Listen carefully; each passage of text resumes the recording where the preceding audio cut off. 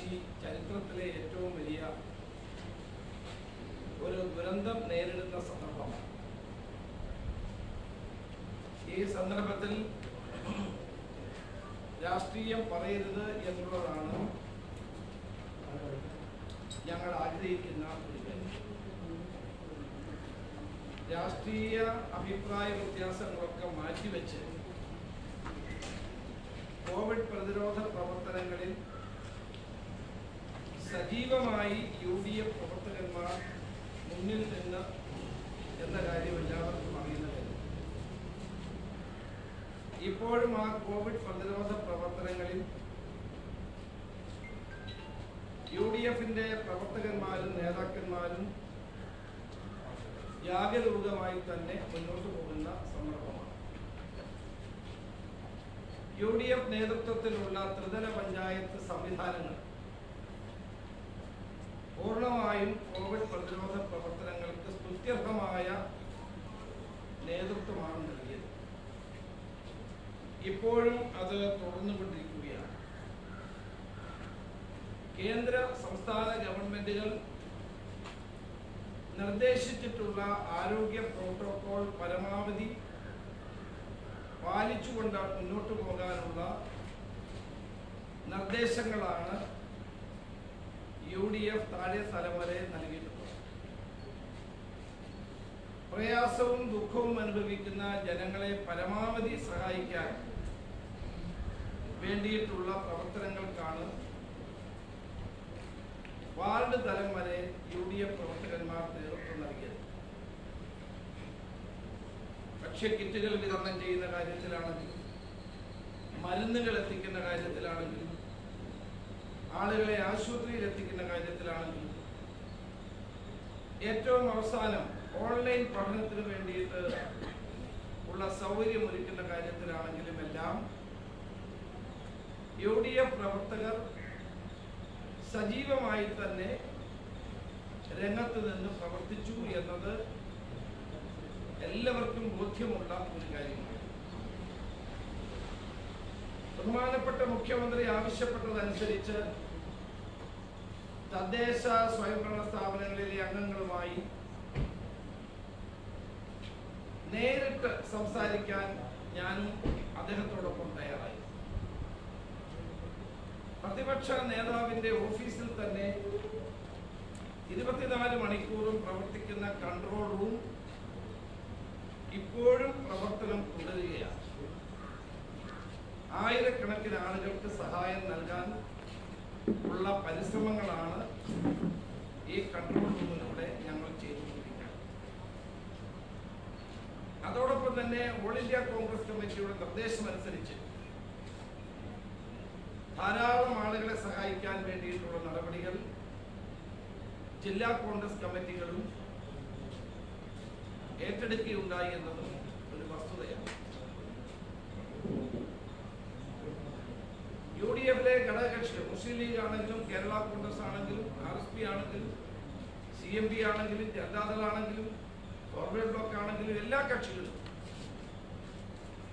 അവരവരുടെ ശക്തിക്കനുസരിച്ച് കഴിവനുസരിച്ച് ഈ കോവിഡ് പ്രതിരോധ പ്രവർത്തനങ്ങളെ സജീവമായി തന്നെ നിന്നു എന്നത് ഒരു വസ്തുതയാണ്. ഒരു മഹാദുരന്തം വരുമ്പോൾ നമ്മളെല്ലാ അഭിപ്രായ വ്യത്യാസങ്ങളും മാറ്റിവെച്ചുകൊണ്ട് ഒരുമിച്ച് നിൽക്കേണ്ടതാണ് എന്ന മുഖ്യമന്ത്രിയുടെ അഭിപ്രായത്തോട് ഞാൻ പൂർണ്ണമായി യോജിക്കുക. പക്ഷേ ആ കൂട്ടായ യോജിച്ച പ്രവർത്തനത്തിലൂടെ കൈവരിക്കുന്ന ആശ്വാസ നടപടികൾ മുഴുവൻ സർക്കാരിൻ്റെതാണ് എന്ന് വരുത്തി തീർക്കാനുള്ള ഒരു ബോധപൂർവമായ നീക്കം ആദ്യം മുതൽ തന്നെ സർക്കാർ ഏജൻസികളുടെ സഹായത്തോടു കൂടി മുഖ്യമന്ത്രി ചെയ്തു.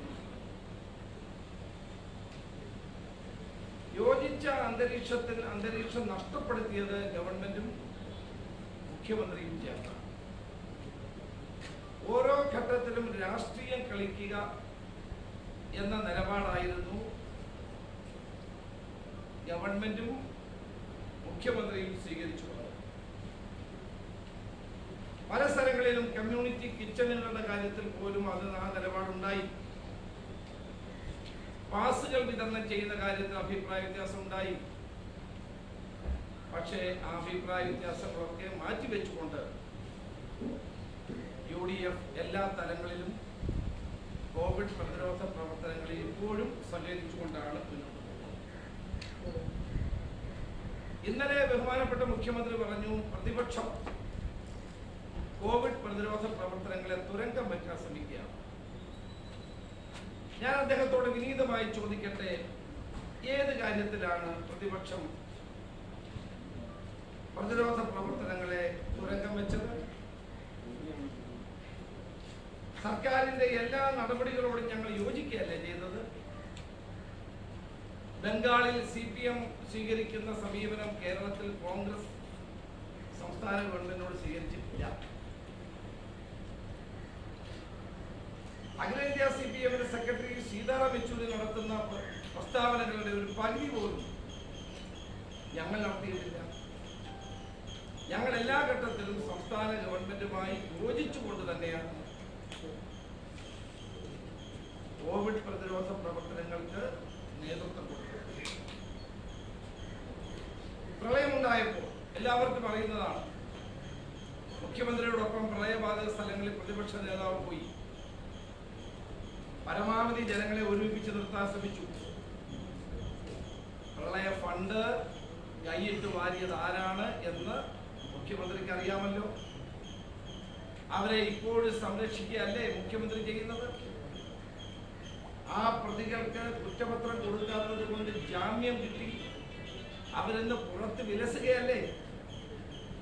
പാവപ്പെട്ട ജനങ്ങൾ, ഉടുക്കയിൽ പണം സൂക്ഷിച്ചിരുന്ന കുട്ടികൾ നൽകിയ പണം പോലും പാർട്ടിക്കാർ കൊള്ളയടിച്ചു കൊണ്ടുപോയപ്പോൾ അവരെ സംരക്ഷിക്കുന്ന നിലപാടാണ് ബഹുമാനപ്പെട്ട മുഖ്യമന്ത്രി അങ്ങ് സ്വീകരിച്ചത് എന്നത് കേരളം മറന്നിട്ടില്ല. ഇന്ന് അതുപോലെ തന്നെ സർക്കാർ ജീവനക്കാരുടെ കാര്യത്തിൽ സഹകരിക്കാൻ തയ്യാറായ സർക്കാർ ജീവനക്കാരെ വെല്ലുവിളിക്കുകയാണ് നിങ്ങൾ ചെയ്തത്. അതിന്റെ വിശദാംശങ്ങൾ നിങ്ങൾക്ക് അറിയാവുന്നത് കൊണ്ട് ഞാൻ അങ്ങോട്ട് പോകുന്നില്ല. അപ്പൊ ഗവൺമെന്റ് സ്വീകരിക്കുന്നത് എപ്പോഴും ഭിന്നിപ്പിക്കൽ തന്ത്രം മാത്രമായി. മുഖ്യമന്ത്രി 6 മണിക്കത്തെ പത്രസമ്മേളനത്തിൽ ഭംഗന്തരേണ പറയും എല്ലാവരും ഒരുമിച്ചിരിക്കണം. പക്ഷേ പ്രവൃത്തിയിൽ ജനങ്ങളെയും സർക്കാർ ജീവനക്കാരെയും ഭിന്നിപ്പിക്കുന്ന നടപടിയാണ് ഇതപര്യന്തം സ്വീകരിച്ചത് എന്ന് എല്ലാവർക്കും ബോധ്യമുള്ള ഒരു കാര്യമാണ്. പ്രളയകാലത്ത് ഞാൻ പറഞ്ഞു, ഇത് സെപ്പറേറ്റ് അക്കൗണ്ട് വേണം, എല്ലാവരും സഹായിച്ചതാണ്. അന്നതിന് തയ്യാറായില്ല. കോവിഡ്-19 കാലത്ത് ഞാൻ വീണ്ടും അത് ആവർത്തിച്ചു, പ്രത്യേകം അക്കൗണ്ട് വേണം. പ്രളയകാലത്ത് പ്രത്യേക അക്കൗണ്ട് സമ്മതിക്കാത്ത മുഖ്യമന്ത്രി രണ്ടാമത് ഞാൻ ആവശ്യപ്പെട്ടപ്പോൾ അത് സമ്മതിച്ചത് എന്തുകൊണ്ടാണ്? ജനങ്ങൾക്ക് കാര്യങ്ങൾ ബോധ്യപ്പെട്ടു. ഇവിടെ സർക്കാരിന്റെ വീഴ്ചകൾ ചൂണ്ടിക്കാണിക്കുക പ്രതിപക്ഷത്തിന്റെ ചുമതലയാണ്. പക്ഷെ കോവിഡ് കാലത്ത് ഞങ്ങൾ സ്വീകരിച്ചത് ഗവൺമെന്റിന് നിർദ്ദേശങ്ങൾ നൽകുക എന്നുള്ളതായിരുന്നു. ഓരോ ഘട്ടത്തിലും സർക്കാർ സ്വീകരിക്കേണ്ട നടപടികൾക്ക് പിന്തുണ കൊടുക്കുന്നതോടൊപ്പം ഇന്ന കാര്യങ്ങൾ കൂടി ചെയ്യണം എന്ന രീതിയിൽ സർക്കാരിന് നിർദ്ദേശങ്ങൾ സമർപ്പിക്കുകയാണ് ഞങ്ങൾ ചെയ്തത്.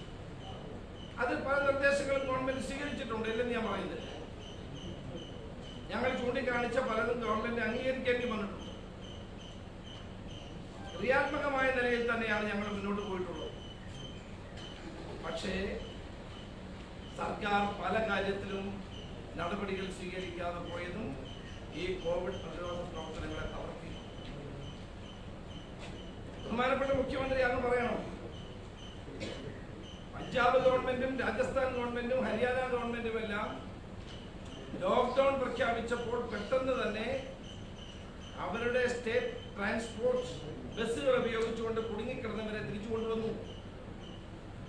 ഞങ്ങൾ ആവർത്തിച്ച് ആവശ്യപ്പെട്ടു, ബാംഗ്ലൂരിലും ചെന്നൈയിലും ഹൈദരാബാദിലും ഒക്കെ കുടുങ്ങിക്കിടക്കുന്ന നമ്മുടെ മറുനാടൻ മലയാളികളെ തിരികെ കൊണ്ടുവരാൻ നടപടി സ്വീകരിക്കണം.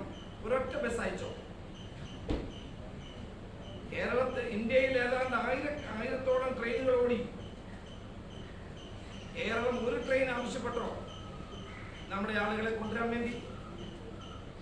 ഒരു ബസ്സും ഒരു ട്രെയിൻ പോലും ആവശ്യപ്പെടാതെ ഇതര സംസ്ഥാനങ്ങളിൽ നമ്മളുടെ ജനങ്ങൾ നരകയാതന അനുഭവിക്കുകയായിരുന്നു. അവിടെ AICCയുടെ പ്രസിഡന്റ് സോണിയാഗാന്ധിയുടെ നിർദ്ദേശാനുസരണം കർണാടക PCC 19 ബസ്സാണ് അവിടെ ആളുകളെ കൊണ്ടത്. പാസോടുകൂടിയാണ്, പാസില്ലാതല്ല കൊണ്ടുവന്നത്. മഹാരാഷ്ട്ര PCC ട്രെയിൻ സൗകര്യം ഏർപ്പാട് ചെയ്തു നമ്മുടെ ആളുകളെ കൊണ്ടുവന്നു. ഇത്രയും വലിയ വീമ്പ് പറയുന്ന മുഖ്യമന്ത്രി അങ്ങ് പറയണം, ഒരു ബസ് ഒരു ട്രെയിന് മറുനാടൻ മലയാളികളെ നാട്ടിലേക്ക് കൊണ്ടുവരാൻ വേണ്ടി ഈ ഗവൺമെന്റ് കൊടുത്തോ? സ്വന്തം ജീവനും കയ്യിൽ പിടിച്ച് ചെക്ക് പോസ്റ്റുകളിൽ വന്ന് കഷ്ടപ്പെട്ടു വന്ന ആളുകളോട് നിങ്ങൾ പെരുമാറ്റം എന്തായിരുന്നു? പാസ് കിട്ടാൻ വേണ്ടി അവരെ എന്തെല്ലാം നരകയാതന അനുഭവിക്കേണ്ടി വന്നു. ഇപ്പോഴുള്ള പ്രശ്നം ഗൾഫ് നാടുകളിൽ കുടുങ്ങിക്കിടക്കുന്നവരുടെ പ്രശ്നം. ഈ ഗവൺമെന്റ് അവരെ കബളിപ്പിക്കുകയും വഞ്ചിക്കുകയും ചെയ്യുന്നത്. ഞാൻ ചോദിക്കട്ടെ, നോർക്കയ്ക്ക് എന്തുകൊണ്ട് ഇതിനു വേണ്ടിയിട്ടുള്ള എന്തെങ്കിലും സൗകര്യം ഒരുക്കാൻ കഴിയും? രജിസ്റ്റർ ചെയ്യാൻ പറഞ്ഞതല്ലാതെ ഒരു കുപ്പി വെള്ളമോ ഒരു നേരത്തെ ആഹാരമോ നോർക്കയ്ക്ക് കൊടുക്കാൻ കഴിയും? കോൺഗ്രസിനോടും ലീഗിനോടും ആഭിമുഖ്യമുള്ള പ്രവാസി സംഘടനകളാണ് KMCC-യും OICC-യും ഇൻഗാസും ഒക്കെയാണ് അവിടെ പാവങ്ങളെ സഹായിക്കാൻ വേണ്ടി മുന്നിട്ട് പ്രവർത്തിച്ചത്. അവരായിരുന്നു എല്ലാ രംഗത്തും മുമ്പിലുള്ളത്. ഇപ്പോഴും അവരാരും ലോക കേരള സഭയിൽ അംഗത്വം തേടി വന്നവരല്ല. അതിനു വേണ്ടിയിട്ടല്ല അവരത് ചെയ്തത്. അവർ ചെയ്തത് ഏറ്റവും നല്ല മാതൃകാപരമായ പ്രവർത്തനമായിരുന്നു ഗൾഫ് നാടുകളിലെ നമ്മുടെ മലയാളി സംഘടനകൾ ചെയ്തത്. അവരെ ഞാൻ പ്രത്യേകം അഭിനന്ദിക്കുകയാണ്. ഇവിടെ കേരള വികസനത്തിന് വേണ്ടി അമൂല്യമായ സംഭാവന ചെയ്ത മലയാളികളോട്, ഗൾഫ് മലയാളികളോട് ഈ ഗവൺമെന്റ് സമീപനം എന്താണ്? ഇപ്പോഴും അവിടെ കഷ്ടപ്പെടുന്ന ആളുകളെ തിരികെ കൊണ്ടുവരാനുള്ള എന്തെങ്കിലും നടപടി ഈ ഗവൺമെന്റ് ചെയ്യുന്നുണ്ടോ? ഏതെങ്കിലും കാര്യങ്ങളിൽ ഇപ്പോഴും വിട്ടുവീഴ്ചയ്ക്ക് തയ്യാറുണ്ടോ? അപ്പോൾ അവരവിടെ കിടന്ന് മരിക്കട്ടെ എന്നുള്ള സമീപനമാണ് ഈ ഗവൺമെന്റ് ഇപ്പോഴും ചെയ്തുകൊണ്ടിരിക്കുന്നത്. ഇന്നലെ ബഹുമാനപ്പെട്ട മുഖ്യമന്ത്രി ചോദിച്ചു, കോവിഡ് നേരിടാൻ മിറ്റിഗേഷൻ സ്ട്രാറ്റജിയാണ് അഭികാമ്യമെന്ന് പ്രതിപക്ഷ നേതാവ് ഇപ്പോഴും പറയുമോ എന്ന്.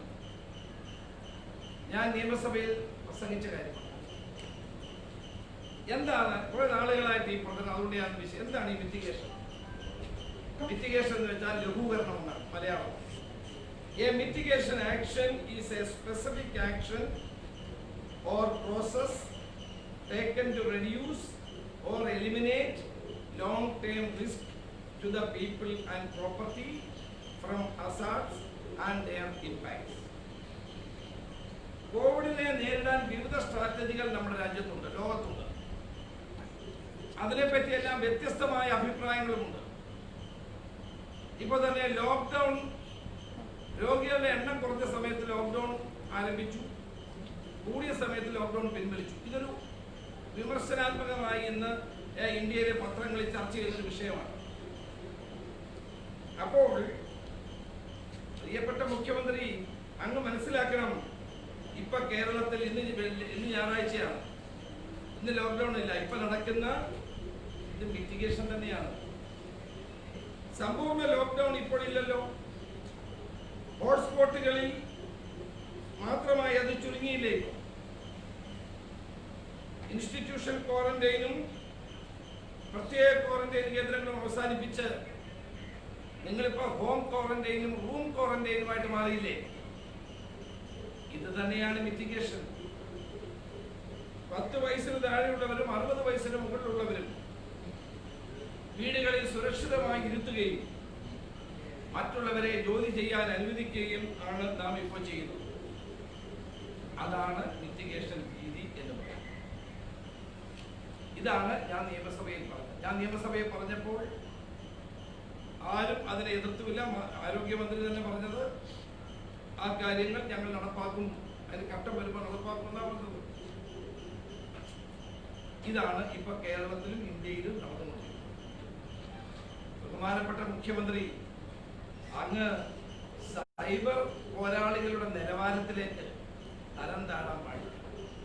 സൈബർ ഗുണ്ടകളുടെ നിലവാരത്തിലേക്ക് ബഹുമാനപ്പെട്ട മുഖ്യമന്ത്രി അങ്ങ് തരം താഴാൻ പാടില്ല. ഇവിടെ കോവിഡ് കാലത്തെ അഴിമതികൾ നമ്മൾ നിരവധി തവണ ചർച്ച ചെയ്ത വിഷയമാണ്. ഒരു അഴിമതി ഉണ്ടായാൽ ഞങ്ങൾ അതെല്ലാം കണ്ടില്ല എന്ന് നടിക്കണമെന്ന് കോവിഡ് പ്രതിരോധ പ്രവർത്തനങ്ങളുടെ പ്രോട്ടോകോളിൽ പറയുന്നുണ്ടോ? എനിക്കറിയില്ല. കോവിഡിന്റെ മറവിൽ കേരളത്തിൽ നടന്ന വൻതോതിലുള്ള കൊള്ള,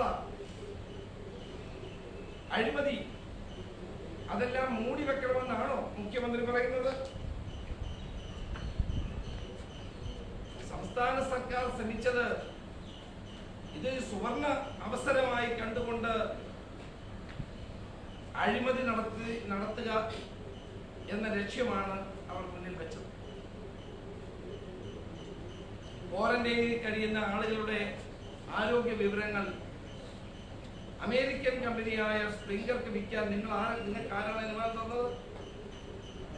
ക്യാബിനറ്റ് അറിയാതെ, വിവിധ ഗവൺമെന്റ് ഡിപ്പാർട്ട്മെന്റുകൾ അറിയാതെ, മുഖ്യമന്ത്രിയും IT സെക്രട്ടറിയും കൂടി തീരുമാനിച്ച് ഒരു അമേരിക്കൻ കമ്പനിയായ സ്പ്രിംഗർക്ക് ഈ അനുവാദം മുഴുവൻ കൊടുത്തത് എന്തിനാ?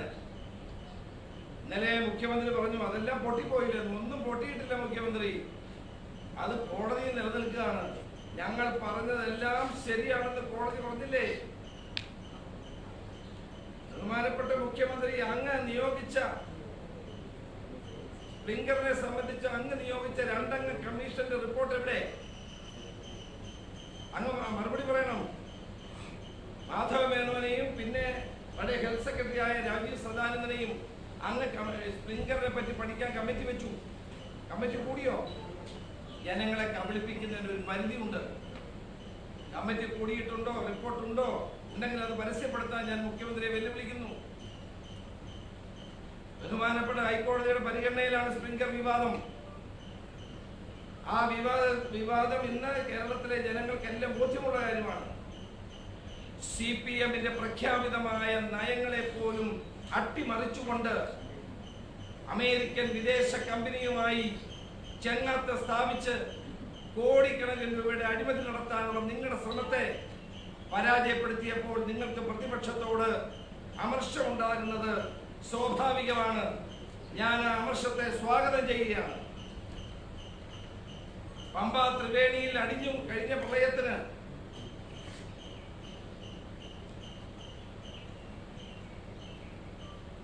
കഴിഞ്ഞ പ്രളയകാലത്ത് അടിഞ്ഞുകൂടിയ 150 കോടിക്കും 200 കോടിക്കും ഇടയിൽ വിലമതിക്കുന്ന ആ മണൽ മുഴുവൻ ഒരു കടലാസ് പൊതുമേഖലാ സ്ഥാപനത്തിന് കൊടുക്കാനും അതുവഴി കോട്ടയത്ത് ഒരു സ്വകാര്യ കമ്പനിക്ക് വിൽക്കാനും നിങ്ങൾ തീരുമാനിച്ചതിനെ ഞാൻ പുറത്തു കൊണ്ടുവന്നപ്പോൾ, പ്രതിപക്ഷം പുറത്തു കൊണ്ടുവന്നപ്പോൾ നിങ്ങൾക്ക് പ്രതിഷേധമുണ്ടാകുന്നത് മിസ്റ്റർ പിണറായി വിജയൻ, നിങ്ങൾക്കത് ഉണ്ടാകുന്നത് സ്വാഭാവികമാണ്. ആ അഴിമതി ഞാൻ പുറത്തു കൊണ്ടുവന്നില്ലായിരുന്നെങ്കിൽ, പ്രതിപക്ഷം പുറത്തു കൊണ്ടുവന്നില്ലായിരുന്നെങ്കിൽ കോട്ടയത്തെ സ്വകാര്യ കമ്പനിക്കാർ ആ മണൽ മുഴുവൻ കൊണ്ടുപോകുമായിരുന്നില്ലേ? ബഹുമാനപ്പെട്ട മുഖ്യമന്ത്രി, അങ്ങ് ഹെലികോപ്റ്ററിൽ, വാടകയ്ക്കെടുത്ത ഹെലികോപ്റ്ററിൽ മുൻ ചീഫ് സെക്രട്ടറിയെയും സെക്രട്ടറിയെയും DGPയെയും ഇരുത്തി പമ്പയിലും തോട്ടപ്പള്ളിയിലും പോയത് ജനങ്ങൾക്ക് വേണ്ടി ആയിരുന്നില്ല, കള്ള കച്ചവടത്തിനായിരുന്നു, കള്ള കച്ചവടം നടത്താനായിരുന്നു. ആ കള്ള കച്ചവടം പൊളിയുമ്പോൾ പ്രതിപക്ഷത്തിന് നേരെ അങ്ങയ്ക്ക് രോഷമുണ്ടാകും. അതിനെ ഞാൻ സ്വാഗതം ചെയ്യുന്നു. വൈദ്യുതി ചാർജിന്റെ പേരിലുള്ള കൊള്ളയടി കേരളത്തിലെ ജനങ്ങൾ മുഴുവൻ ഒറ്റക്കെട്ടായി എതിർത്തതാണ്. ഈ കൊള്ളയടി അവസാനിപ്പിക്കണമെന്ന് പറഞ്ഞ് ജനങ്ങൾ ഒറ്റക്കെട്ടായി സമരരംഗത്ത് വന്നു. UDF നടത്തിയ ലൈറ്റ്സ് ഓഫ് കേരള എന്ന പദ്ധതി സർവ ജനങ്ങളും സ്വാഗതം ചെയ്ത പദ്ധതിയായിരുന്നു. ആ പദ്ധതിക്ക് കിട്ടിയ സ്വീകാര്യത നിങ്ങളുടെ കണ്ണു തുറപ്പിച്ചു. 200 കോടി രൂപയുടെ ആനുകൂല്യം പ്രഖ്യാപിച്ചു. അതുപോലെ ഇനിയും ചെയ്യണം. കാരണം ബില്ലിലെ അപാകതകൾ പരിഹരിക്കണം. പക്ഷേ പ്രതിപക്ഷം ശക്തമായി അത് ഉന്നയിച്ചു. നിങ്ങൾക്ക് ഞങ്ങളോട് അതൃപ്തി സ്വാഭാവികം. ലോകം മുഴുവൻ ഒരു മഹാമാരിയെ നേരിടുമ്പോൾ ഇതാണ് അവസരം എന്ന് കരുതി 10 ചക്രമുണ്ടാക്കാൻ ഇറങ്ങിത്തിരിച്ച ആളുകളുടെ തനിനിറം പുറത്തു കൊണ്ടുവന്ന ഞങ്ങളുടെ നേർക്ക് നിങ്ങളുടെ ഈ ധാർമ്മിക രോഷം സ്വാഭാവികമാണ്.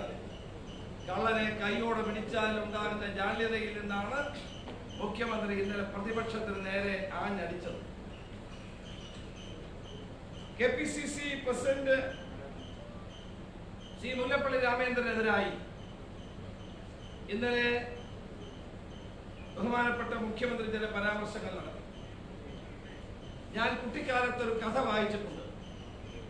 ശ്രീരാമകൃഷ്ണ പരമഹംസന്റെ അടുക്കൽ ഒരമ്മ തന്റെ മകനെയും കൂട്ടി ചെന്നു. ആ അമ്മ പറഞ്ഞു, ഇവൻ ശർക്കര ധാരാളമായി കഴിക്കുന്നുണ്ട്, ഇവൻ ശർക്കര കഴിക്കുന്നു എന്ന് നിർത്തിത്തരണം. ശ്രീരാമകൃഷ്ണ പരമഹംസൻ പറഞ്ഞു, നിങ്ങൾ 1 മാസം കഴിഞ്ഞ് എന്നെ വന്ന് കാണാൻ. 1 മാസം കഴിഞ്ഞ് അവർ വന്ന് കണ്ടു. അപ്പോൾ അദ്ദേഹം ആ കുട്ടിയെ ഉപദേശിച്ചു, നീ ശർക്കര ഇങ്ങനെ കഴിക്കരുത്. അപ്പോൾ അമ്മ ചോദിച്ചു, എന്താണ് അങ്ങ് 1 മാസം കഴിഞ്ഞ് വരാൻ പറഞ്ഞത്? ശ്രീരാമകൃഷ്ണ പരമഹംസൻ പറഞ്ഞു, ഞാനും ഈ ശർക്കര നിരന്തരം കഴിച്ചുകൊണ്ടിരുന്ന ഒരാളാണ്. അതുകൊണ്ട് ഞാൻ ഈ കുട്ടിയെ ഉപദേശിക്കുന്നതിന് മുമ്പ് എനിക്കത് നിർത്തണം. ആ കഥ കേരളത്തിന്റെ മുഖ്യമന്ത്രിക്ക് ഒരു അനുഭവ പാഠമാകട്ടെ എന്നാണ് എനിക്ക് പറയാനുള്ളത്. കേരളത്തിന്റെ മുഖ്യമന്ത്രി അങ്ങ് നടത്തിയ ആളുകളെ അപമാനിക്കുന്നത് പദപ്രയോഗങ്ങൾ വേറെ ആരെങ്കിലും നടത്തിയിട്ടുണ്ടോ കേരളത്തിൽ? താമരശ്ശേരി ബിഷപ്പ് അദ്ദേഹത്തെ അങ്ങ് വിളിച്ചത് എന്താണ്? നികൃഷ്ട ജീവി എന്നാണ് അങ്ങ് വിളിച്ചത്.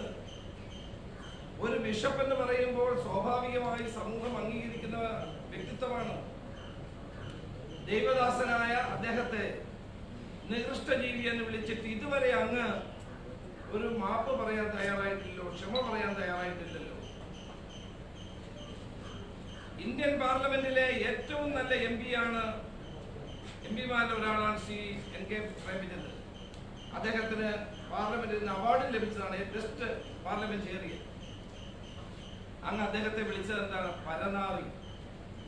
അങ്ങ് അദ്ദേഹത്തെ പരനാറി എന്ന് വിളിച്ചപ്പോൾ 36,000 വോട്ടിനാണ് കൊല്ലത്തെ ജനങ്ങൾ അദ്ദേഹത്തെ വിജയിക്കുന്നത്. രണ്ടാമത് അദ്ദേഹം തെരഞ്ഞെടുപ്പിൽ നിന്നപ്പോൾ അദ്ദേഹം അങ്ങ് പരനാറി പ്രയോഗത്തിൽ ഉറച്ചു നിൽക്കുന്നു എന്ന് പറഞ്ഞപ്പോൾ കൊല്ലത്തെ ജനങ്ങൾ 1,48,000 വോട്ടിൽ അദ്ദേഹത്തെ വിജയിക്കും.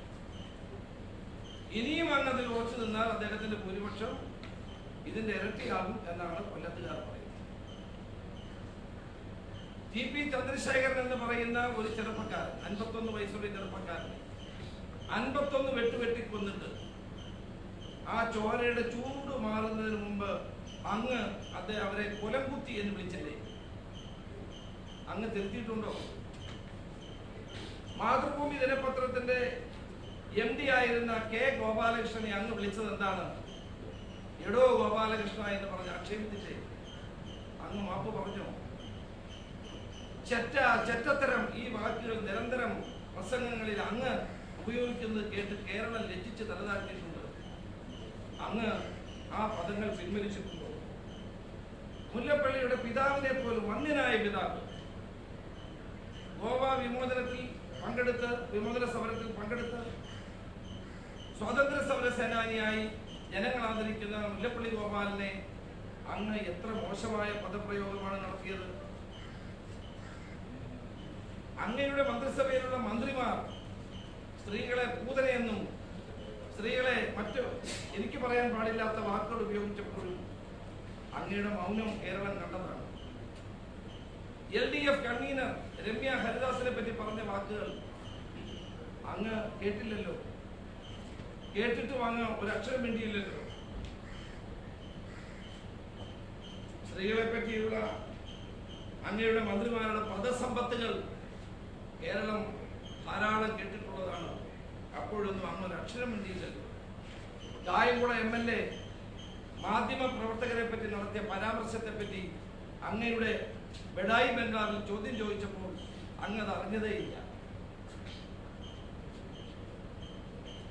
വനിതാ കമ്മീഷന്റെ ബഹുമാന്യായ ചെയർപേഴ്സൺ പാർട്ടിയാണ് പോലീസും പാർട്ടിയാണ് കോടതിയുമെന്ന് പരസ്യമായി പ്രഖ്യാപിച്ചത് അങ്ങയോട് ചോദിച്ചപ്പോൾ അങ്ങ് അത് അറിഞ്ഞില്ല. കേരളത്തിൽ ജനങ്ങൾക്ക് അറിയാവുന്ന വ്യക്തിത്വമാണ് ശ്രീ മുല്ലപ്പള്ളി രാമചന്ദ്രൻ.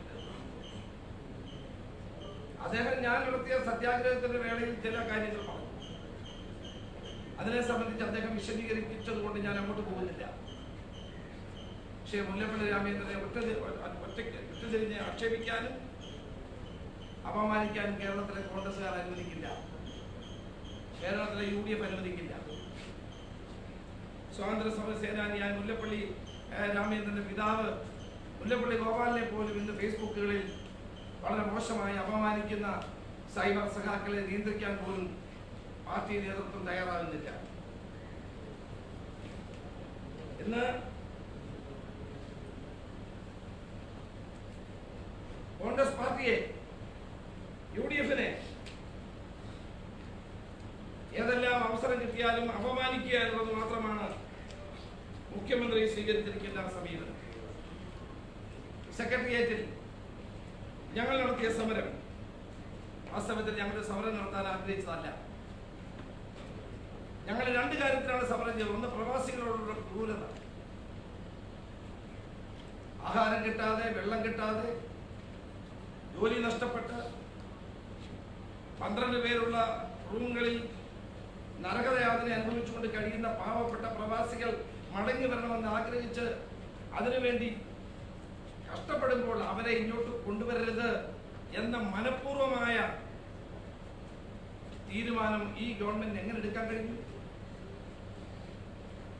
കോവിഡ് കാലത്ത് സത്യാഗ്രഹം ഇരിക്കുക എന്ന് പറയുന്നത് തന്നെ എനിക്ക് വലിയ മനോവിഷമം ഉണ്ടാക്കിയ ഒരു കാര്യമാണ്. ഞാൻ പലതവണ ആലോചിച്ചു. പക്ഷേ രാത്രി കാലങ്ങളിൽ ഗൾഫ് നാടുകളിൽ നിന്ന് വരുന്ന ഇവരുടെ ഫോൺ കോളുകൾ, അവരുടെ ദുഃഖം, അവരുടെ പ്രയാസം, അവരുടെ വേദന, നിലവിളികൾ, മാനസികാരോഗ്യ കേന്ദ്രങ്ങളിൽ അഡ്മിറ്റ് ചെയ്യപ്പെടേണ്ടി വരുന്ന ദുഃഖകരമായ സാഹചര്യങ്ങൾ, ഇതെല്ലാം കണ്ടുകൊണ്ട് മറ്റു മാർഗമില്ലാത്തത് കൊണ്ടാണ് ആദ്യമായി ഞാൻ പ്രതിപക്ഷ നേതാവായ ശേഷം ആദ്യമായി തിരുവനന്തപുരം സെക്രട്ടേറിയറ്റിന് മുമ്പിൽ ഒരു ഉപവാസം നടത്തേണ്ടതായി വന്നു.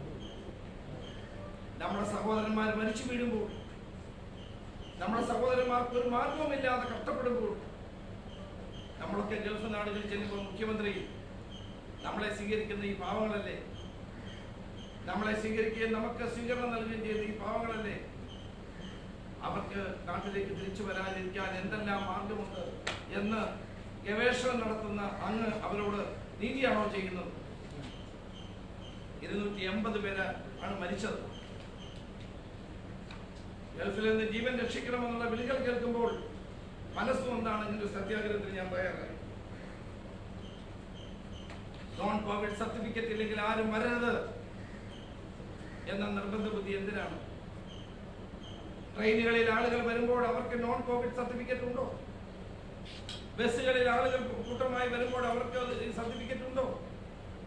ഡൊമസ്റ്റിക് എയർലൈൻസിൽ യാത്ര ചെയ്യുന്ന ആളുകൾക്ക് നോൺ കോവിഡ് സർട്ടിഫിക്കറ്റ് ഉണ്ടോ? മറ്റ് രാജ്യങ്ങളിലെ ആളുകൾക്ക് നോൺ കോവിഡ് സർട്ടിഫിക്കറ്റ് വേണ്ട. യൂറോപ്പിൽ നിന്ന് വരുന്നവർക്ക്, അമേരിക്കയിൽ നിന്ന് വരുന്നവർക്ക്, ഓസ്ട്രേലിയയിൽ നിന്ന് വരുന്നവർക്ക്, അയർലൻഡിൽ നിന്ന് വരുന്നവർക്ക് ഇത് വേണ്ട. ഗൾഫ് നാടുകളിൽ ലേബർ ക്യാമ്പിൽ കഴിയുന്ന പാവപ്പെട്ടവൻ, അവന് ടിക്കറ്റ് പോലും എടുക്കാൻ നിവൃത്തിയില്ലാതെ മറ്റുള്ളവരുടെ ടിക്കറ്റിൽ കയറി വരുമ്പോൾ അവർക്ക് നോൺ കോവിഡ് സർട്ടിഫിക്കറ്റ് വേണമെന്ന് അങ്ങ് നിർബന്ധിക്കുമ്പോൾ അതിനെതിരായി സമരം ചെയ്യാനുള്ള ഉത്തരവാദിത്വം എനിക്കുള്ളത് കൊണ്ടാണ് ഞാൻ സമരം ചെയ്തത്. അങ്ങ് അതിനെ കളിയാക്കി. നമുക്കറിയാം, ഗൾഫ് നാടുകളിൽ പരിമിതമായ ആരോഗ്യ സംവിധാനങ്ങളാണുള്ളത്. ഗൾഫ് നാടുകളിൽ ടെസ്റ്റുകൾ ചെയ്യാനുള്ള സൗകര്യമില്ല. അപ്പോൾ നമ്മൾ ചെയ്യേണ്ടത് എന്താണ്? അവരെ ഇവിടെ കൊണ്ടുവന്ന് ടെസ്റ്റ് നടത്തി ക്വാറന്റൈനിലാക്കി ഐസൊലേറ്റ് ചെയ്ത് അവർക്ക് രോഗമുണ്ടെങ്കിൽ ആ രോഗത്തിൽ നിന്ന് അവരെ രക്ഷിക്കുന്ന നടപടിയല്ലേ നമ്മൾ ചെയ്യുന്നത്? അവരെ നമ്മൾ രോഗവാഹകരാണെന്ന് പറഞ്ഞ് കളിയാക്കുകയാണോ വേണ്ടത്? ജനങ്ങളെ തമ്മിൽ ഭിന്നിപ്പിക്കുകയാണോ ചെയ്യേണ്ടത്? രോഗവ്യാപനം തടയാൻ കഴിയാത്തവരാണോ നമ്മൾ ഇനി കിറ്റ് അയക്കുന്നത് പറയുന്നത്? കിറ്റ് അയക്കുക എന്ന് പറഞ്ഞാൽ അതിന് ധാരാളം നടപടിക്രമങ്ങളുണ്ട്. എംബസികളുടെ അനുവാദം വേണം, കേന്ദ്ര ഗവൺമെന്റ് അനുവാദം വേണം. അതായത് ആ രാജ്യങ്ങളിലെ നിയമങ്ങൾക്കനുസരിച്ചാകണം. ഇതെല്ലാം അപ്രായോഗികമായ നടപടികൾ തന്നെയാണ്. ഓരോ രാജ്യത്തും നിലനിൽക്കുന്ന നിയമങ്ങൾക്കനുസരിച്ച് പലപ്പോഴും ഇത് പ്രായോഗികമായി നടപ്പാകാത്തത് കൊണ്ടാണ് ഞങ്ങൾ പറഞ്ഞത് ഇവരെ കൊണ്ടുവരണം, ഇവരെ ക്വാറന്റൈനിൽ പാർപ്പിക്കണം, ഇവർക്ക് രോഗമുണ്ടോ എന്ന് പരിശോധിക്കണം, അവരെ സുഖപ്പെടുത്തണം. അല്ലാണ്ട് അവരെ ഇവിടെ കൊണ്ടുവന്ന് രോഗം വ്യാപിപ്പിക്കണമെന്നല്ലല്ലോ ഞങ്ങൾ പറയുന്നത്. സെക്രട്ടേറിയറ്റിൽ ഞാൻ നടത്തിയ ഉപവാസത്തിൽ പ്രവർത്തകർ വന്നു എന്നുള്ള സ്വാഭാവികം. സത്യത്തിൽ ഞങ്ങൾ പ്രവർത്തകരോട് വരരുതെന്നാണ് പറഞ്ഞത്. ഇതൊരു വൈകാരിക വിഷയമാകുമ്പോൾ സ്വാഭാവികമായി കുറച്ച് ആളുകൾ വന്നു. സാധാരണഗതിയിലാണ് ഞങ്ങൾ നടത്തുന്ന സമരത്തിന്റെ 4 ആളുകൾ പോലും വന്നില്ല. കാരണം ഞങ്ങൾ അവരോട് നിർദ്ദേശിച്ചു, നിങ്ങൾ ആളുകൾ വരണ്ട, കാരണം കോവിഡ് പ്രതിരോധത്തിന്റെ കാലമാണ്. പക്ഷെ ഈ വൈകാരികമായ വിഷയമാകുമ്പോൾ കുറെ ആളുകൾ വന്നു എന്നുള്ളത് ശരിയാണ്. അവർക്കെതിരെ കേസെടുക്കുമെന്ന് പറഞ്ഞു. ശരിയാണ്, കേസെടുത്തോട്ടെ, അതൊന്നും കുഴപ്പമില്ല. കേരളം മുഴുവൻ UDF പ്രവർത്തകർക്ക് നേരെ കേസെടുത്തുകൊണ്ടിരിക്കുക. എന്റെ പേരിൽ ഇപ്പോൾ തന്നെ 4-5 കേസായി. എനിക്ക് പ്രശ്നമില്ല. കേരളം കണ്ട ഏറ്റവും നീചമായ ഒരു കൊലപാതകം KP ചന്ദ്രശേഖരൻ എന്ന് പറയുന്ന ഒരു ചെറുപ്പക്കാരനെ 51 വെട്ടുകൾ വെട്ടി കൊലപ്പെടുത്തിയ കേസിലെ ജീവപര്യന്തം തടവിന് ശിക്ഷിക്കപ്പെട്ട ഒരു വ്യക്തി ഇവിടെ ശവസംസ്കാര ചടങ്ങിൽ 2000 പേരാണ് പങ്കെടുത്തത്. മിസ്റ്റർ പിണറായി വിജയൻ, അങ്ങേക്ക് ആരോഗ്യ പ്രോട്ടോകോളിന്റെ കാര്യത്തിൽ എന്തുകൊണ്ട് ഒരു നിഷ്കർഷത പാലിക്കാനോ അവിടെ പങ്കെടുത്ത ആളുകളുടെ പേരിൽ എന്തുകൊണ്ട് കേസെടുക്കാനോ കഴിയുന്നില്ല? പോത്തൻകോട് സ്കൂളിൽ പിഞ്ചു കുട്ടികളെ സംഘടിപ്പിച്ച് തിരുവനന്തപുരം ജില്ലയുടെ ചാർജുള്ള മന്ത്രി നടത്തിയ പ്രവർത്തനത്തിന് എന്തുകൊണ്ട് കേസെടുത്തില്ല? കടകംപള്ളി സുരേന്ദ്രന്റെ പേരിൽ. കോവിഡ് രോഗികളോട് ഏറ്റവും അടുത്ത് പെരുമാറിയ AC മൊയ്തീൻ എന്ന മന്ത്രിക്കെതിരെ എന്തുകൊണ്ട് കേസെടുത്തില്ല? എല്ലാ ക്വാറന്റൈൻ ലംഘനങ്ങളും ദിവസവും നടത്തിക്കൊണ്ടിരിക്കുന്ന കൃഷിമന്ത്രി സുനിൽകുമാറിനെതിരായിട്ട് എന്തുകൊണ്ട് കേസെടുത്തില്ല? ഇടുക്കി പീരുമേട്ടിൽ കോവിഡ് ഡ്യൂട്ടി വിട്ടുവീഴ്ചയില്ലാതെ നടപ്പാക്കിയ പോലീസ് സ്റ്റേഷനിലേക്ക് CPM-കാർ ആക്രമിക്കുകയും പോലീസുകാരെ മർദ്ദിക്കുകയും ചെയ്തതിന് അവരുടെ പേരിൽ എന്ത് നടപടിയാണ് സ്വീകരിച്ചത്? മുഖ്യമന്ത്രി വളരെ വളരെ തരം താണ നിലയിലാണ് ഇന്നലെ UDF-ന്റെ സമരത്തെ പറ്റി പറഞ്ഞത്. ഒരു ക്യാമറയുടെ ഫ്രെയിമിൽ വരാൻ വേണ്ടി ഉള്ള തത്രപ്പാടുകളെ പറ്റിയാണ് മുഖ്യമന്ത്രി പറഞ്ഞത്. അടുത്ത കാലത്ത് നമ്മുടെ നാട്ടിൽ ഒരു കല്യാണം നടന്നു. ആ ഫോട്ടോ നിങ്ങളൊക്കെ കണ്ടു കാണും.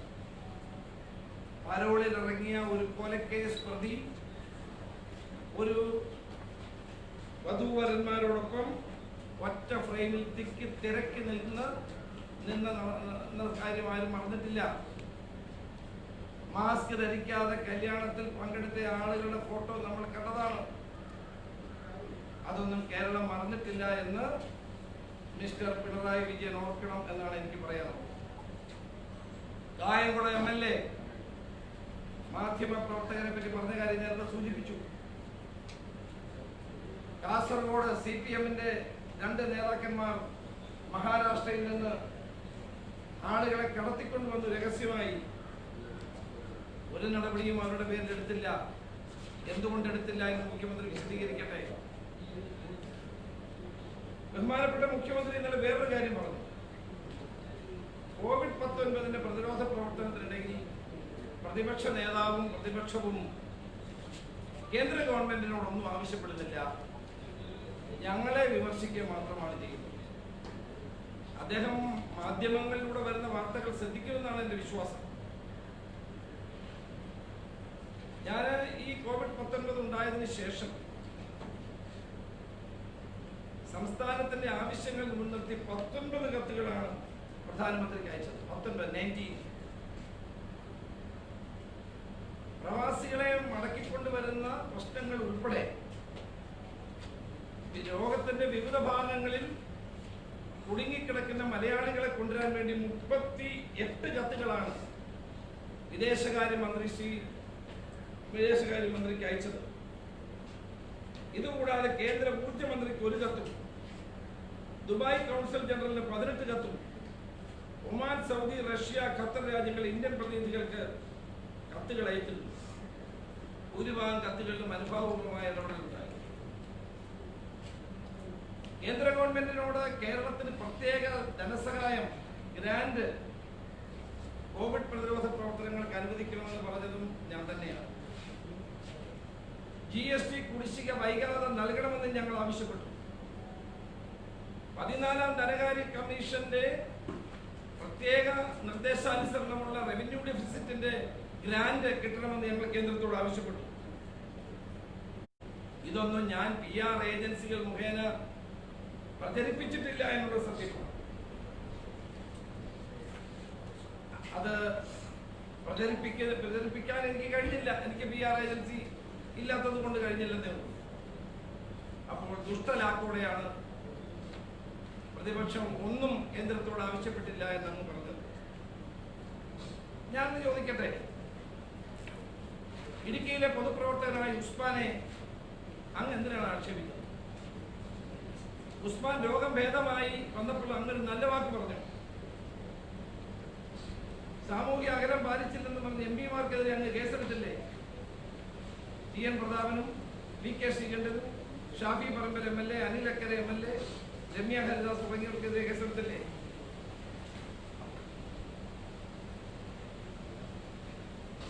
പാവപ്പെട്ട ഇതര സംസ്ഥാന തൊഴിലാളികൾ സ്പെഷ്യൽ ട്രെയിനിൽ കയറിയപ്പോൾ മുഖ്യമന്ത്രിക്ക് മുദ്രാവാക്യം വിളിപ്പിച്ചത് ആരാണ് എന്ന് എല്ലാവരും കണ്ടതാണ് ടെലിവിഷൻ ചാനലുകൾ. ഈ ദുരന്തത്തെ രാഷ്ട്രീയമായ നേട്ടത്തിന് വേണ്ടി ഉപയോഗിച്ചത് ആരാണെന്ന് കേരളത്തിലെ ജനങ്ങൾക്ക് ഇന്ന് പൂർണ്ണ ബോധ്യമുണ്ട്. ബെഡായി പറഞ്ഞ് എല്ലാവരെയും പറ്റിക്കാമെന്ന് മുഖ്യമന്ത്രി കരുതണ്ട. 20,000 കോടി രൂപയുടെ പാക്കേജ് എവിടെ? ആട് കിടന്നത്തൊരു കൂട പോലും ഇല്ല എന്നുള്ള നിലയിലാണ് 20,000 കോടി രൂപയുടെ പാക്കേജിന്റെ സ്ഥിതി. ഒരാൾക്കും ഒരു സഹായം കിട്ടി. 2.5 ലക്ഷം പേരുടെ ക്വാറന്റൈൻ ആവിയായിപ്പോയി. തിരിച്ചു വരുന്ന പ്രവാസികൾക്ക് 5,000 രൂപ വെച്ച് കൊടുക്കുമെന്ന് പറഞ്ഞു. ഇപ്പോഴവർക്കെല്ലാം സർട്ടിഫിക്കറ്റ് വേണം.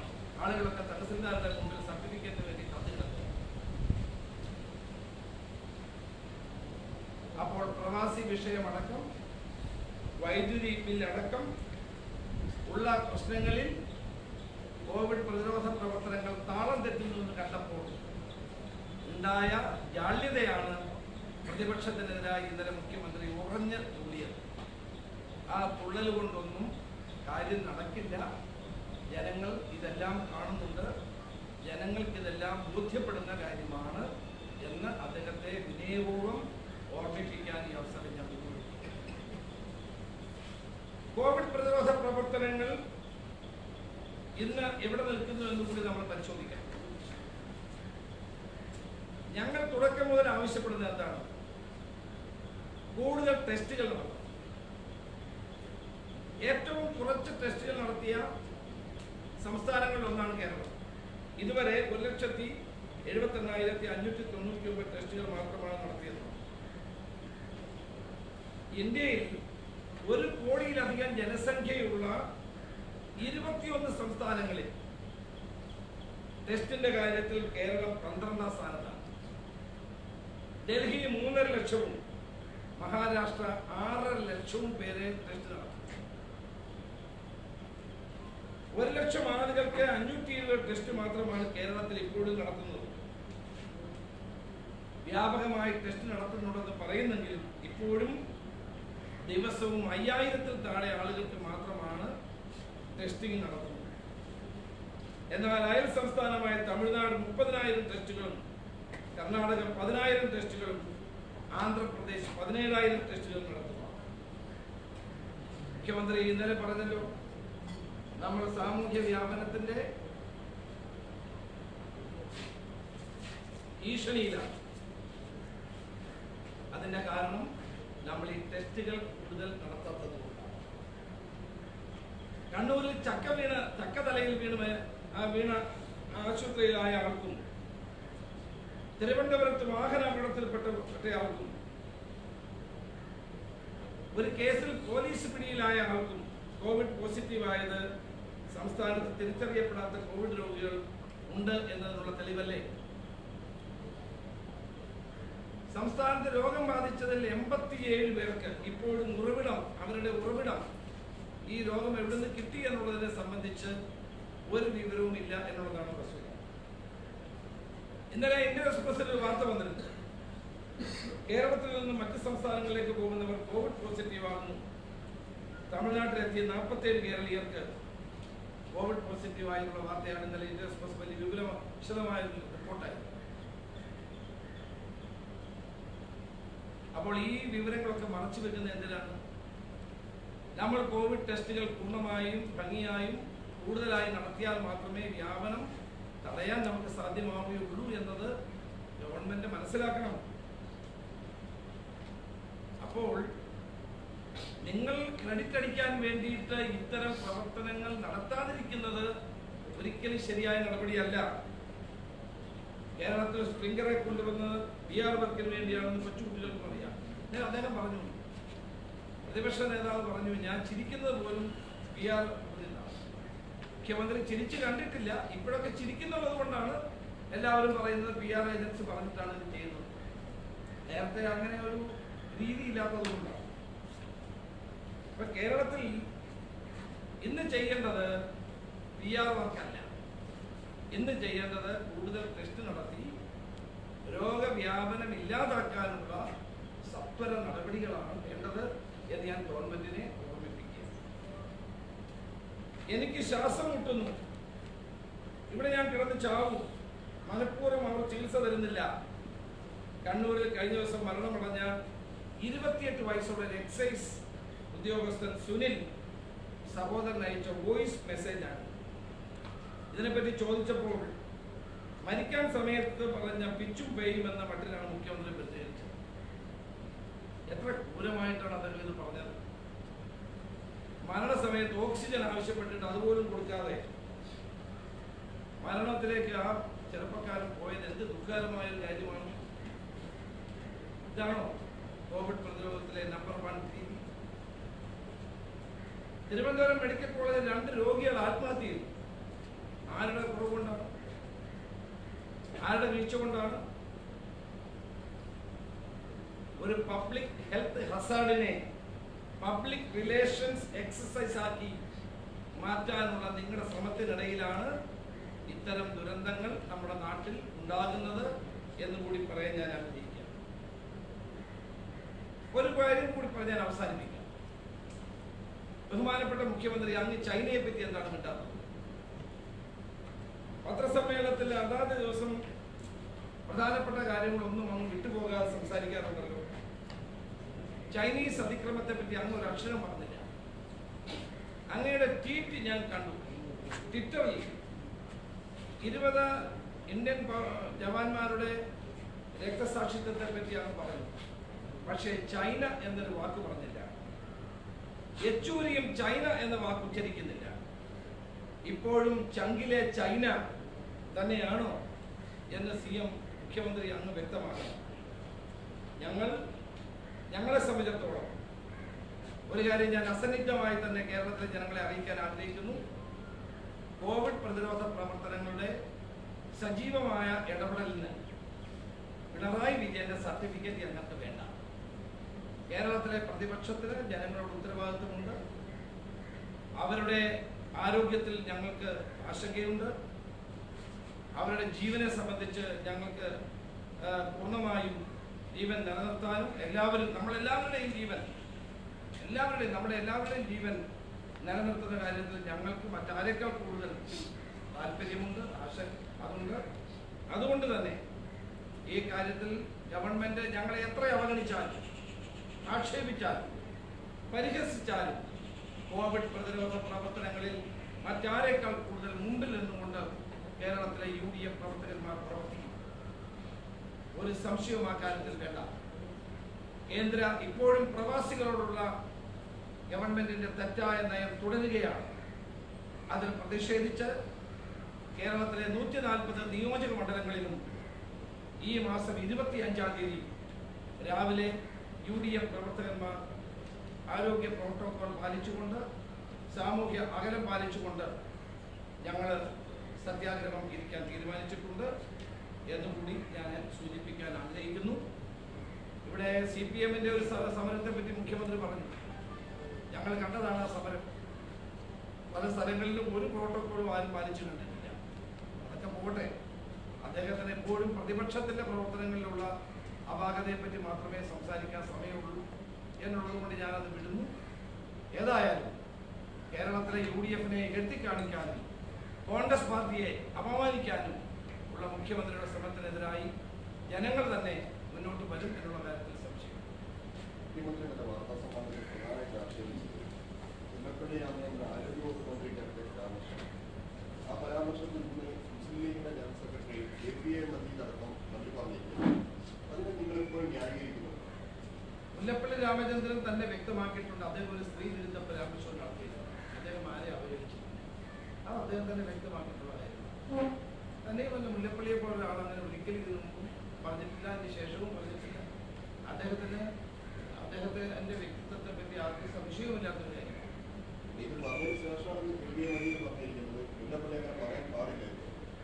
അപ്പോൾ KPA മജീദിന് മനസ്സിലാവാത്തതാണ്. KPA മജീദ് മനസ്സിലാവുന്നത്. KPA മജീദ് വന്നു കഴിഞ്ഞിട്ട് വന്ന ശേഷം എന്നോട് സംസാരിച്ചു.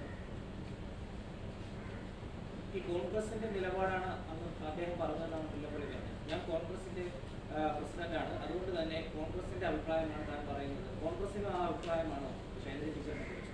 അല്ല, അദ്ദേഹം സ്വാഭാവികമായിട്ട് KPCC പ്രസിഡന്റാണ്, കോൺഗ്രസിന്റെ അഭിപ്രായം പറയുന്നതാണ്. അദ്ദേഹത്തിന്റെ വിശദമായൊരു പ്രസംഗത്തിലെ ഒന്നോ രണ്ടോ വാക്കുകൾ സന്ദർഭോചിതമല്ലാത്ത നിലയിൽ അടർത്തിയെടുത്ത് സംസാരിക്കുന്നതാണ്. ഏതായാലും അദ്ദേഹം അതിനെപ്പറ്റി വിശദമായി പറഞ്ഞതുകൊണ്ട് ഞാൻ അങ്ങോട്ട് കിടക്കേണ്ട കാര്യം. ആ വിഷയത്തിൽ പരാമർശത്തിൽ തെറ്റില്ല എന്നാണ് മുല്ലപ്പള്ളി ഇപ്പോഴും പറയുന്നത്. മാപ്പ് പറയുന്നില്ല എന്നാണ് അദ്ദേഹം ഇപ്പോഴും പറയുന്നത്. ആ പരാമർശം തെറ്റില്ല എന്നാണ്. അല്ല, ഞാൻ ചോദിക്കട്ടെ, പരാമർശത്തിൽ മാപ്പ് പറയാനാണെങ്കിൽ മുഖ്യമന്ത്രി 1000 മാപ്പ് ഇപ്പൊ പറയേണ്ട സമയം കഴിഞ്ഞിട്ടില്ലേ? ഞാൻ വിശദീകരിച്ചപ്പോൾ CM-ന്റെ പ്രസ്താവന നമ്മൾ ഒരുപാട് ചർച്ച ചെയ്തതും വിമർശിച്ചതും എവിടെ ചർച്ച ചെയ്തു? മുഖ്യമന്ത്രി അന്നൊക്കെ പറഞ്ഞത്. പക്ഷേ ഇപ്പോൾ ഏതെങ്കിലും ഘട്ടത്തിൽ അദ്ദേഹം അതിന് തിരുത്തി പറഞ്ഞിട്ടുണ്ടോ? ക്ഷമ പറഞ്ഞിട്ടുണ്ടോ? പിൻവലിച്ചു എന്ന് പറഞ്ഞിട്ടുണ്ടോ? ഇതൊരു സ്ത്രീക്ക് കൂടി എതിരെയാണ്. ഞാൻ പറയുമ്പോൾ മറ്റുള്ളവർക്ക് പറയാവുന്നതാണ് എന്ന് ഞാൻ പറഞ്ഞില്ലല്ലോ. അപ്പൊ പറയുക, അതാണ് ഞാനൊരു ശ്രീരാമകൃഷ്ണ പരമഹംസന്റെ കഥ ഉദ്ധരിച്ചത്. അതിനകത്തെല്ലാം ഉണ്ട്. പ്രതിപക്ഷ നേതാവിനെ താങ്കളുടെ വ്യക്തമായ അഭിപ്രായം മുല്ലപ്പള്ളി പറഞ്ഞത്? ഞാൻ പറഞ്ഞല്ലോ, ഇതിന് രാമായണം മുഴുവൻ വായിച്ചിട്ട് സീത ആരാന്ന് എന്നോട് ചോദിക്കുന്നത്. ഞാൻ വ്യക്തമായി തന്നെ മുല്ലപ്പള്ളി തന്നെ ഇന്നലെ വളരെ വ്യക്തമായി പറഞ്ഞല്ലോ, അദ്ദേഹം ഒരു സ്ത്രീ വിരുദ്ധ പരാമർശം നടത്തിയിട്ടില്ല. അദ്ദേഹം പറഞ്ഞു എന്റെ പ്രസംഗത്തിന്റെ ഭാഗങ്ങൾ അടർത്തിയെടുത്തതാണ്. അദ്ദേഹം അതെല്ലാം വിശദീകരിച്ചതാണല്ലോ. അന്ന് ആ പ്രസംഗത്തോട് യോജിക്കുന്നുണ്ടോ? ഞാൻ പറഞ്ഞതിൽ നിന്ന് നിങ്ങൾക്ക് അതെല്ലാം വ്യക്തമല്ലേ? അത് വ്യക്തമാവത്തില്ല.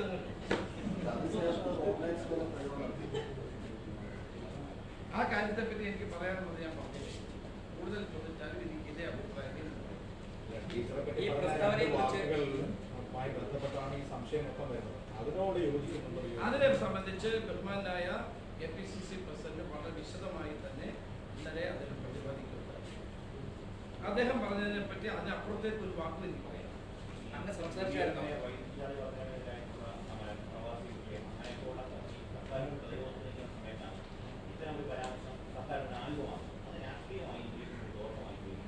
ഇതൊക്കെ കേരളത്തിലെ ജനങ്ങൾക്ക് അറിയാവുന്ന കാര്യങ്ങളല്ലേ? ഇതൊക്കെ കേരളത്തിൽ ഏറ്റവും ഗവൺമെന്റ് പരിങ്ങി നിൽക്കുന്ന ഒരു സന്ദർഭം. അപ്പൊ കിട്ടുന്ന ഏതെങ്കിലും ഒരു കത്തിത്തുരുമ്പ് പിടിച്ചിട്ട് ഞങ്ങൾക്ക് അതെല്ലാം മറച്ചു കളയാമെന്ന് വിചാരിക്കുകയാണെങ്കിൽ ഒക്കെ തെറ്റായ കാര്യമാണ്. ജനങ്ങൾക്കറിയില്ല. യഥാർത്ഥ വിഷയത്തിൽ നിന്ന് നമ്മൾ വഴിമാറി പോകരുത്. യഥാർത്ഥ വിഷയം എന്താണ്? ഗൾഫ് നാടുകളിൽ ലക്ഷക്കണക്കിന് ആളുകൾ നാട്ടിലേക്ക് വരാൻ വേണ്ടി കാത്തിരിക്കുന്നു. നമ്മുടെ എല്ലാവരുടെയും നാടുകളിൽ അവരെ കാത്തിരിക്കുന്ന ധാരാളം ആളുകളുണ്ട്. അവരുടെ പ്രശ്നമാണ് പ്രധാനപ്പെട്ട പ്രശ്നം. അതിനെയാണ് നമ്മൾ അഡ്രസ് ചെയ്യേണ്ടത്. ഇന്നലെ മുഖ്യമന്ത്രി ഒരു വാചകം അതിനെപ്പറ്റി പറഞ്ഞിട്ടില്ല. അവരെ കൊണ്ടിരുന്ന കാര്യത്തെ പറ്റി പറഞ്ഞില്ല.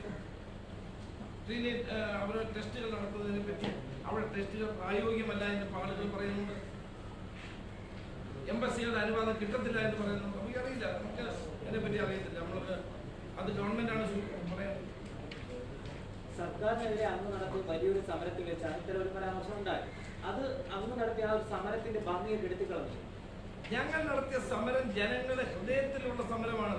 ജനങ്ങൾ അംഗീകരിക്കുന്ന സമരമാണ്. കേരളം മുഴുവൻ നെഞ്ചിലേറ്റിയ ഒരു സമരമാണ്. ആ സമരം ഈ നാട്ടിലെ ജനങ്ങൾക്ക് വേണ്ടിയുള്ള സമരമായിരുന്നു. നമ്മൾ ആലോചിക്കണം, പ്രവാസികൾ എത്രമാത്രം പ്രയാസം അനുഭവിക്കുന്നു, ബുദ്ധിമുട്ട് അനുഭവിക്കുന്നു. അവർക്ക് വേണ്ടി നടത്താൻ അങ്ങനെയൊന്നും ചെറുതായി നമ്മൾ കാണരുത്. ആ സമരം അതുകൊണ്ട് തന്നെയാണ് ആ സമരവുമായിട്ട് 25-ാം തീയതിയാണ് ലാസ്റ്റ് ഡേറ്റ് അല്ലേ സർട്ടിഫിക്കറ്റിന് വേണ്ടി പറഞ്ഞിരിക്കുന്നത്. അതുകൊണ്ട് അന്ന് ഗവൺമെന്റ് വീണ്ടും റീകൺസിഡർ ചെയ്യണമെന്ന് ആവശ്യപ്പെട്ടുകൊണ്ട് UDF സമരം 25-ാം തീയതി 140 നിയോജകമണ്ഡലങ്ങളിലും നടത്താനും തീരുമാനിച്ചു. അല്ല, ഈ ഒരു അഭിപ്രായം അങ്ങയുടെ സമരത്തിന്റെ ഭംഗി കെടുത്തിയോ ഇല്ലയോ എന്നുള്ളതാണ്. അല്ല, ഇങ്ങനെയുള്ള അല്ല,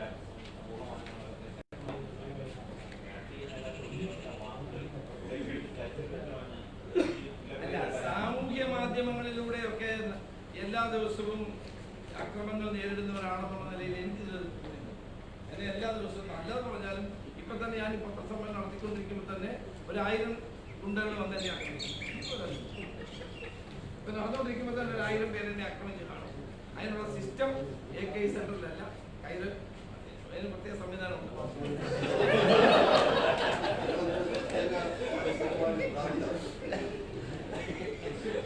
മാനസികമായ വിഭ്രാന്തി ആർക്കാണ് എന്ന് ഇന്നലത്തെ 6 മണിയുടെ ബഡായി ബംഗ്ലാവ് കണ്ടപ്പോൾ എല്ലാവർക്കും ബോധ്യമായി.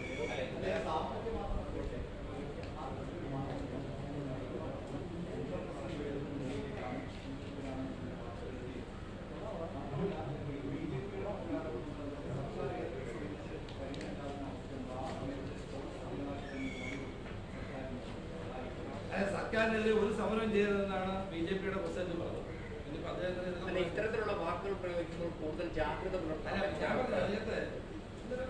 അദ്ദേഹം തന്നെ പറഞ്ഞു, APC പ്രസിഡന്റ് തന്നെ പറഞ്ഞു, എന്തെങ്കിലും ആ മുഖപത്രത്തിൽ പറഞ്ഞ കാര്യമുണ്ടെങ്കിൽ ഞാൻ പരിശോധിക്കുന്നു അദ്ദേഹം പറഞ്ഞത്.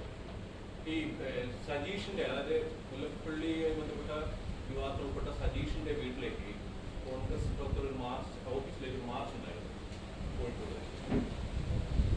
അത് ശരിയായില്ല എന്ന് ഇന്നലെ തന്നെ ബന്ധപ്പെട്ടവരെ അറിയിച്ചിട്ടുണ്ട്. അതൊന്നും ശരിയൊന്നുമില്ല, അതിനൊന്നും ആവശ്യമില്ല. അങ്ങനെയൊന്നും കൊണ്ടുപോകേണ്ട കാര്യം. മുഖ്യമന്ത്രി നടത്തിയ വാർത്താസമ്മേളനത്തിൽ പ്രധാനപ്പെട്ട ആരോപണമാണ് ഈ കോവിഡ് പ്രതിരോധ പ്രതിപക്ഷം ഉലക്കം വെച്ചത്. അതിന് പറഞ്ഞുകൊണ്ട് നിയമസഭയിൽ താങ്കൾ തന്നെ നടത്തിയ മിറ്റിഗേഷൻ പിന്നെ സാലറി ചലഞ്ചിന് എതിരെടുക്കുന്ന നിലപാട്. അപ്പൊ ഇതൊക്കെ ശരിയില്ല, വസ്തുതയല്ലേ? ഇതൊന്നും ജനങ്ങൾ കാണുന്നില്ലേ? ജനങ്ങൾ ഇതെല്ലാം കാണുന്നുണ്ട്, ഞങ്ങൾ അംഗീകരിക്കുന്നു. ഞാൻ മിറ്റിഗേഷനെ പറ്റി പറഞ്ഞ അതാണ് ഇപ്പൊ നടന്നുകൊണ്ടിരിക്കുന്നത്. മിറ്റിഗേഷൻ ഇപ്പൊ നടന്നുകൊണ്ടിരിക്കുന്ന കാര്യം ഇതാണ്. അപ്പം ഇതിനെ സംബന്ധിച്ചൊക്കെ വ്യത്യസ്ത അഭിപ്രായങ്ങൾ ലോകതലത്തിൽ തന്നെ ചർച്ച ചെയ്യപ്പെടുന്നു. ഇപ്പൊ തന്നെ ഇന്ത്യയിലെ ഏറ്റവും വലിയ ചർച്ച എന്താണ്? ഞാൻ നേരത്തെ പറഞ്ഞു, ലോക്ക്ഡൌൺ ഏറ്റവും കൂടുതൽ രോഗികൾ കുറഞ്ഞ സമയത്ത് ലോക്ക്ഡൌൺ, രോഗികൾ കൂടിയ സമയത്ത് ലോക്ക്ഡൌൺ ഇല്ലാതാവും.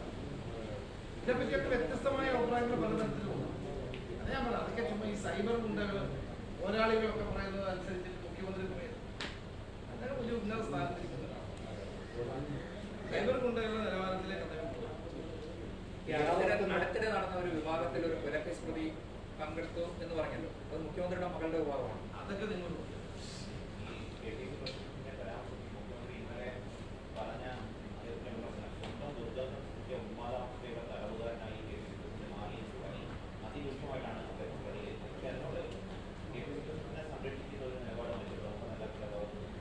ആ വാചകം ബഹുമാനപ്പെട്ട മുഖ്യമന്ത്രി പറഞ്ഞത് അദ്ദേഹത്തിന് സ്ഥലജല വിഭ്രാന്തി. മുഖ്യമന്ത്രിക്ക് സ്ഥലജല വിഭ്രാന്തി, കാര്യങ്ങൾ കൈവിട്ടു പോകുന്നു, തന്റെ PR പ്രവർത്തനങ്ങൾ അവതാളത്തിലാകുന്നു, സംഭവങ്ങൾ ജനങ്ങളുടെ മുമ്പിൽ അനാവരണം ചെയ്യപ്പെടുന്നു എന്നുള്ള ജാള്യതയാണ് അദ്ദേഹത്തിന് ഈ പ്രസ്താവന. അദ്ദേഹത്തെ നിർബന്ധിതനാണ്.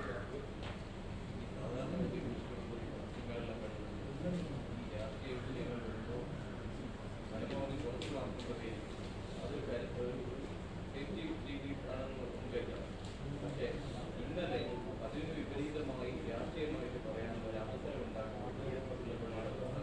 അല്ലല്ല, ഒരിക്കലും അല്ല. കാരണം അദ്ദേഹത്തിന് അടിക്കടി ഉണ്ടാകുന്ന തിരിച്ചടികൾ കണ്ടിട്ടാണ്. കാരണം പ്രതിപക്ഷം പറഞ്ഞതനുസരിച്ച് ഇലക്ട്രിസിറ്റി ബോർഡ് പണ്ട് ഗവൺമെന്റിനും ചാർജ് കുറയ്ക്കേണ്ടി വന്നു. ഞങ്ങൾ പറഞ്ഞതനുസരിച്ച് 20 എന്നുള്ള നോൺ കോവിഡ് സർട്ടിഫിക്കറ്റ് 25 വരെ നീട്ടേണ്ടി വന്നില്ലേ?